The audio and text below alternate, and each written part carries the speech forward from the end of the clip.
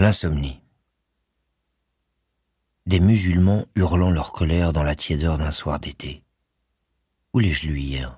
Ou bien l'ai-je entendu à la radio? Cette fois, ils crachent sur les œuvres d'un plasticien. Le pauvre type a commis l'outrage de projeter des reproductions de sourates du Coran sur un trottoir de Montpellier. Oh, il recommence à pleuvoir sur les toits. Mon Dieu, comme il est bon de ne pas être sous la toile d'un mauvais bivouac. Un groupe de mahométans des temps nouveaux a fait rempart autour des projections pour empêcher les gens de fouler les images. Un de ces nouveaux janissaires à cagoule, yeux dilatés de shit et gestes de pantin frankensteinien, a frappé une femme qui avait mis le pied sur un verset. Mais de quoi ont-ils peur, ces désarticulés? Que Dieu vacille parce que des semelles de crêpes foulent ses anathèmes? Ils devraient savoir, ces pauvres fous, que les princes dignes de ce nom ne craignent pas la critique, et que, lorsque l'on règne solidement, les coups vous effleurent et les balles vous ratent. Napoléon? Les boulets lui caressaient le bicorne, et lui ne sciait pas, la main au poitrail, caressant doucement ses rêves, ou son téton.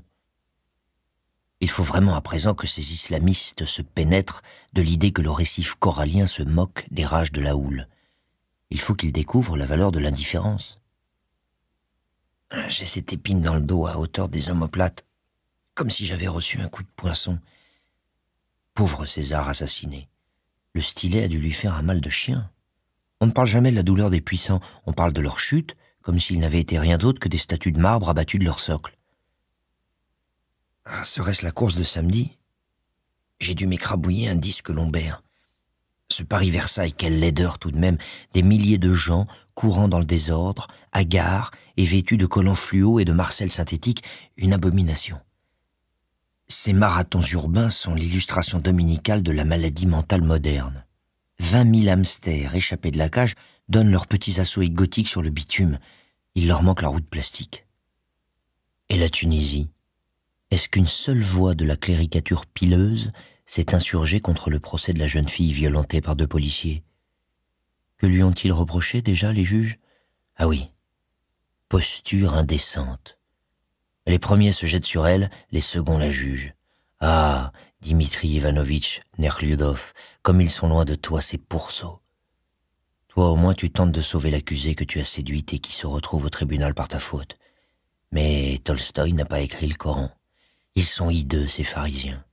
Ils gémissent devant une caricature, mais il n'y en a pas un pour descendre dans la fosse aux serpents lorsqu'il s'agit de secourir l'innocence. Oh, voilà que ça redouble. Quelle pisse cette pluie. L'automne a été pourri. Je vais être trempé si je vais au déjeuner à moto tout à l'heure. Il faut, paraît-il, pour s'endormir, écouter ses organes. Où est-ce que j'ai pu lire un truc pareil? Bon, essayons, j'écoute. Le cœur se contracte et se relâche, et la pression se libère, et pulse le sang dans les conduits, et irradie la bonne sève rouge par le réseau des artérioles,